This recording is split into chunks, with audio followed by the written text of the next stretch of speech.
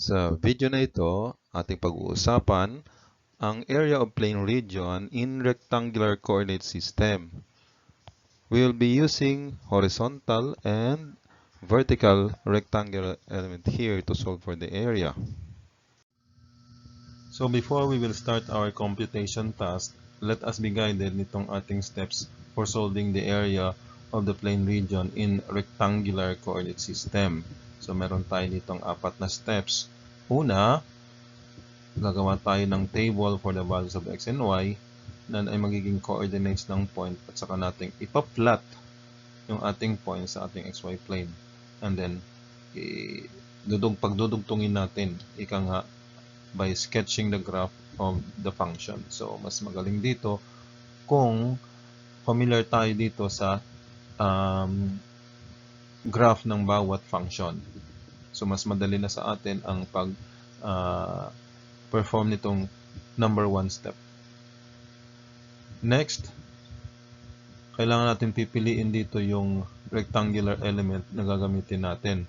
Yun ba ay horizontal o yun ba ay vertical? Basta, it will be the best element para sa situation.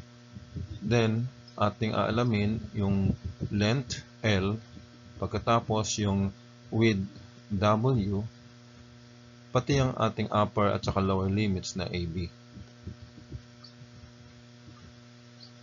Step number 3, ang ating basihang formula ay area is equal to length times width para doon sa ating rectangle. Ngayon, i-construct na natin yung ating working equation para doon sa area using the results in step number 2 para mabuo natin ang formula in the form of integral.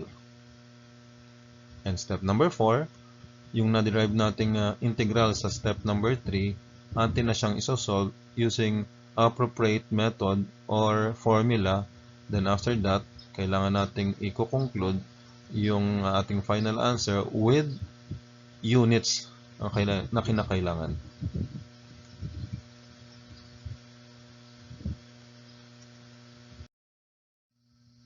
So let us consider dito example number 1. So yung ating region ay bounded by this y is equal to 2 minus x squared. So ito ay parabola which is opening downward because meron tayong negative na coefficient ng ating x squared. At itong ating another boundary, the line y is equal to x. Ngayon, i-graph na natin siya.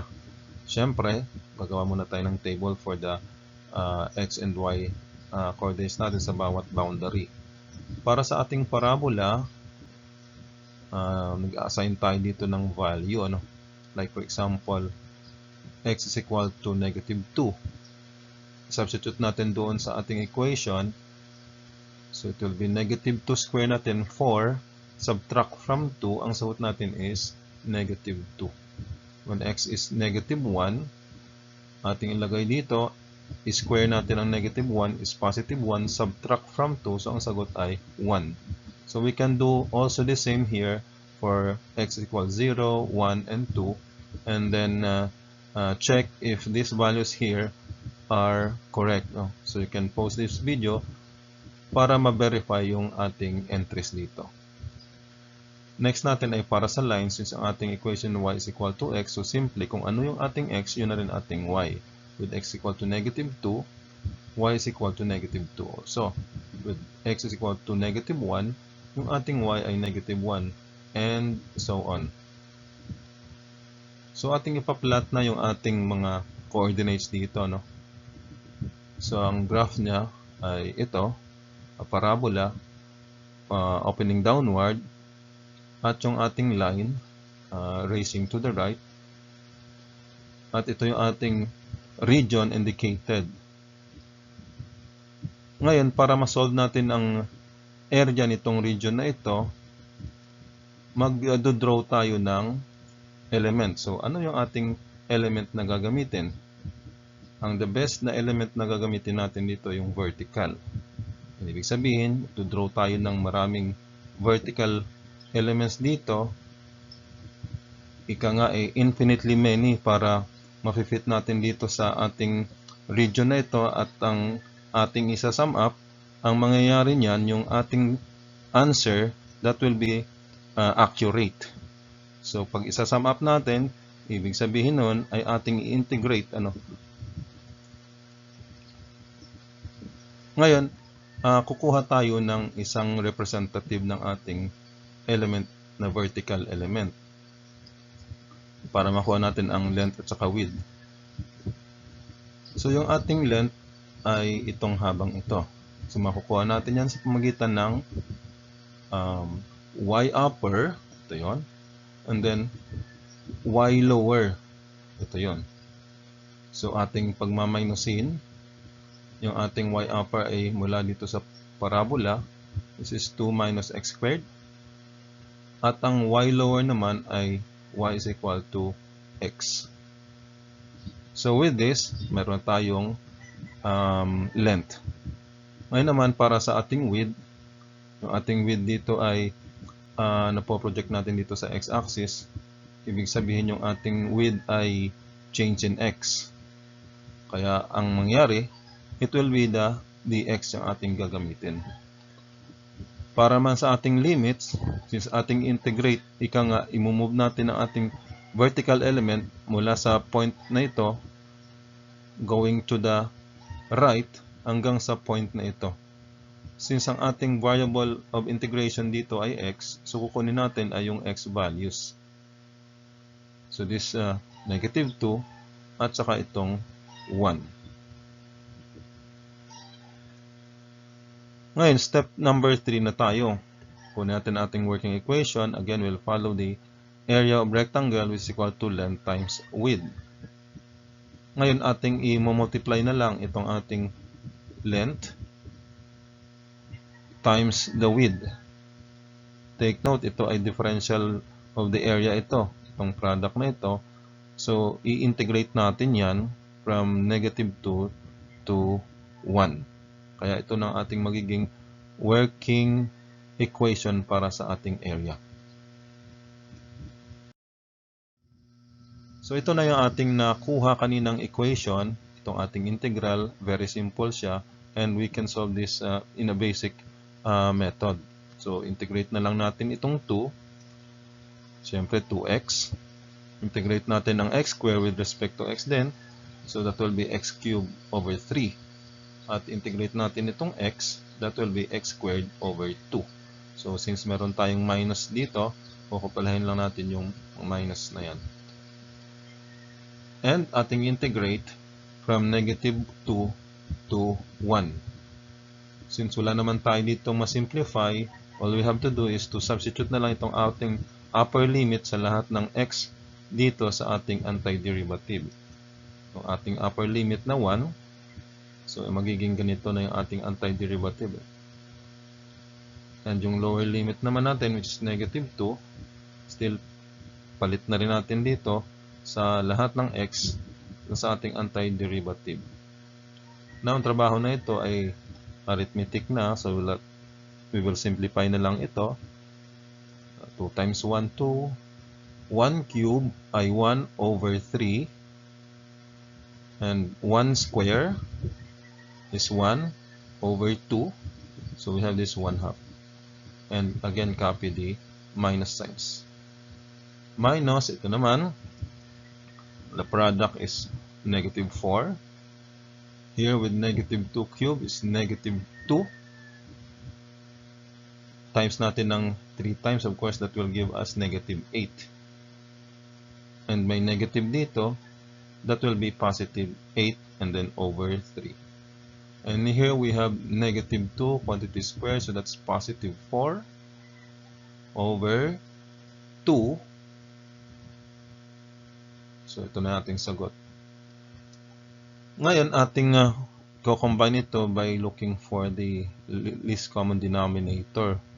So ang LCD natin dito ay 6. Multiply na lang natin dito sa 2, kaya 12. 6 divided by 3 times 1 ay 2, 6 divided by 2 ay 3 times 1 is 3. So, the same din ang gagawin natin dito, that ang ating LCD dito ay 6 na rin, In short, i-multiply natin ang 6 dito sa 4, it's negative 24. Ito naman, divide with 3 times 2, that's 16. And then here, divide 2, that's 3 times natin sa 4, that's negative 12. Ngayon, pagsasama-samahin na natin ito, ito ay 12 minus 2 minus 3 is 7. And ito naman ay 24 plus 16, so it's negative 22 plus 16 is negative 8 minus 12, so that's negative 20. Since minus 20, and here we have minus, so maging plus or positive. So since denominator nila ay para 6, so we have 7, and then 20, so we have 27 over the LCD, which is 6. Ngayon atin siyang i-reduce. We can divide this by 3, that's 9, divide 3 here is 2, so it's 9 over 2. That will be our area is equal to 9 over 2 square units.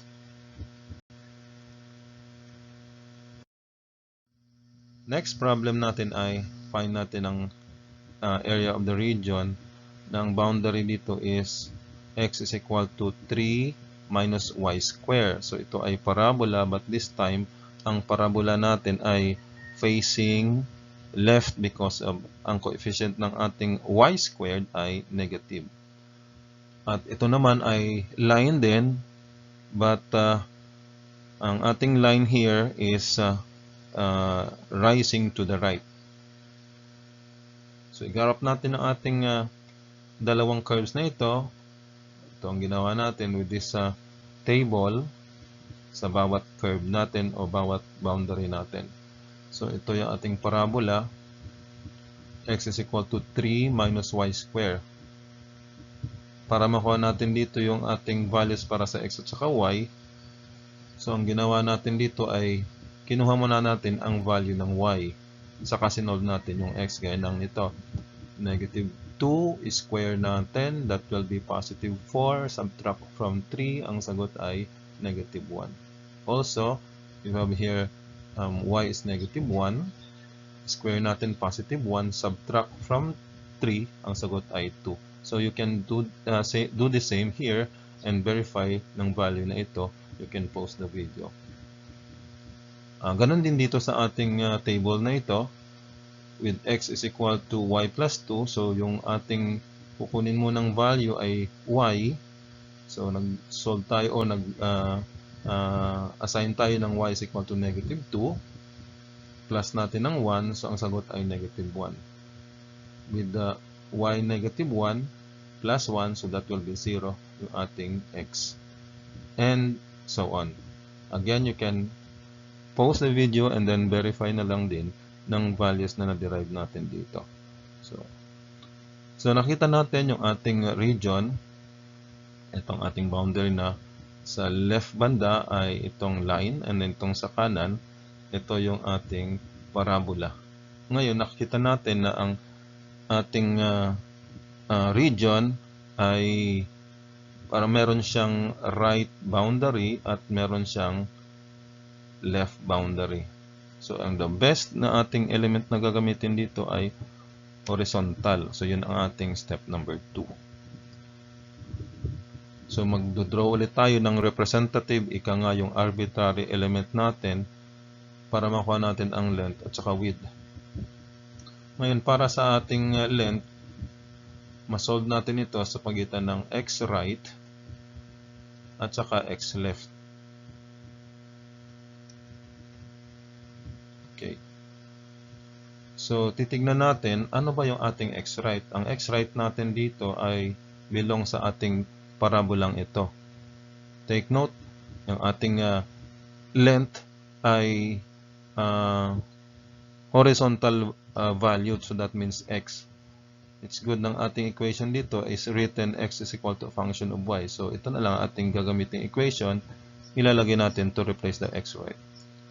Para naman sa ating x left ay belong dito sa ating line na ito. And ang ating x left dito is represented by this equation y plus 1 at yun ang ating isubstitute dito. So, kailangan natin kaunting isimplify. Pagsamahin natin 3 minus 1, so that will be 2. And yung y square natin, walang kasama. So just copy minus y, and then also this, the y term. So it's minus y. Ngayon, nakuha na natin ang ating length. Ang width naman ang ating kukunin. So ang ating width dito ay change in y. Kaya ang gagamitin natin ay dy. Para sa limits naman natin, as you can see naman, meron tayo ditong intersections. Dalawa ito, intersection ng ating line at saka ng parabola. So yung ating integration is mula dito sa lower part na ito, paakyat kasi yung ating element ay horizontal. At kukunin natin dito ay yung y value. So it's negative 2 at saka yung 1. Kaya yung ating limits dito ay negative 2 to 1. Step number 3 tayo. So ang ating working equation na, it will be length times width. So itong ating length at ito yung ating width. And then integrate natin yan from negative 2 to 1. So ito na ating magiging working equation. Mula sa previous slide natin, itong na-derive nating integral, and this can be easily integrated. So integrate natin ang 2 with respect to y, ang sagot natin ay 2y. Next, integrate natin ang y square with respect to y. Siyempre, ang sagot natin ay y cube over 3. With y, integrate natin with respect to y. Of course, that will be y square over 2. And then, ating evaluate ito from negative 2 to 1. Ngayon, wala naman tayo ditong simplify. All we have to do is substitute itong upper limit natin sa lahat ng y na nandito sa ating anti-derivative. Kaya itong magiging result. Minus, itong ating lower limit naman, isubstitute din natin dito sa lahat ng y na nandito sa ating anti-derivative. So this is the result. So next step natin is simplify lang natin ito, no? So we have 2 times 1 is 2, 1 cube is 1 over 3. And then here we have 1 square is 1 over 2, kaya 1 half. And then copy na lang natin dito yung mga minus signs. Minus, this one here is 2 times negative 2, so that's 4. Here, negative 2 cube is negative 8 times the negative, so that will be positive over 3. And here, copy na lang natin ang negative 2 square, that will be 4 over 2. And then, i-combine na lang natin ulit using the LCD. So, we have here, times natin 12. Ito, times na, divide natin ang 6 by 3. Sagot natin ay 2 times 1, of course 2. Also here, divide by 2. Ang sagot natin ay 3 times 3, so 3. So, the same din ang gagawin natin dito. Ito yung sagot natin. Now, since ito ay same denominator na lang, so we can easily combine. Ano? This one is 7 over 6. At dito naman ay negative 20 over 6. Subtract natin. With this negative, so magiging negative, magiging plus. Kaya ang sagot natin is 27 over 6. And we can simplify that further. 9 over 2, so this will be the area, which is equal to 9 over 2 square units.